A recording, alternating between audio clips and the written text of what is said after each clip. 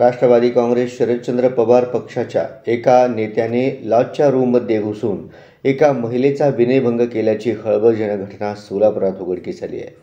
या प्रकरणी पीडित महिलेनं फौजदार चावडी पोलीस ठाण्यात गुन्हा दाखल केला. मनोहर सपाटे असं गुन्हा दाखल नेत्याचं नाव असून तो सोलापूरचा माजी महापौर देखील राहिला आहे. तो सध्या राष्ट्रवादी काँग्रेस शरदचंद्र पवार पक्षाचा सदस्य देखील आहे. याबाबत अधिक माहिती अशी की महिला तक्रारदार या पुणे येथे वास्तव्यास असून त्या मूळच्या उत्तर सोलापूर तालुक्यातील आहेत. गावातील शेतीच्या वादामुळे त्यांची एक कोर्ट केस सध्या सुरू आहे. या केससाठी त्यांना सोलापुरात वकिलांना भेटण्यासाठी यावे लागते. संबंधित महिला 14 जून रोजी माजी महापौर मनोहर सपाटे यांच्या मालकीच्या शिवपार्वती लॉजमध्ये राहिल्या होत्या. सुरुवातीचे 2 दिवस त्या रूम नंबर 202 मध्ये होत्या. नंतर पुढील 2 दिवस त्या रूम नंबर 205 मध्ये राहिल्या. 16 जूनच्या मध्यरात्री 12च्या सुमारास मनोहर सपाटे यांनी रूमचा दरवाजा ठोठावून महिलेवर जबरदस्ती करण्याचा प्रयत्न केला. तसेच त्यांच्याशी अश्लील हावभाव करीत विनयभंग केला.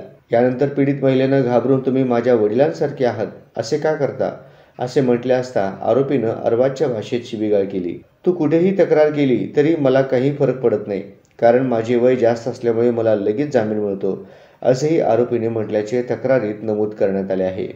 यानंतर आरोपीने वारंवार मोबाईलवरून संपर्क करत पीडितेशी शारीरिक संबंध ठेवण्याचा आग्रह केला होता.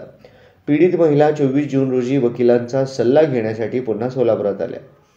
यावेळी महिलेला आरोपी सपाटेचा फोन आला. त्याने लॉजवरील रूम नंबर 307 वर येण्याचा आग्रह सुरू केला. यावेळी पीडित महिलेने 24 जूनला संध्याकाळी पीडितेनं रूम नंबर 307 मध्ये जाऊन सपाटेंच्या कृत्याचे व्हिडिओ काढले. त्या व्हिडिओत सपाटे हा पीडितेसोबत अश्लील कृत्य करताना दिसून येत आहे. यानंतर महिलेने 25 जून रोजी फौजदार चावडी पोलीस ठाण्यात तक्रार दाखल केली. महिलेच्या तक्रारीनुसार मनोहर सपाटे याच्या विरोधात गुन्हा दाखल करण्यात आला असून पोलीस पुढील तपास करत आहेत. दरम्यान यापूर्वीही एका शिक्षिकेने मनोहर सपाटे याच्या विरोधात विनयभंगाची तक्रार दाखल केली होती.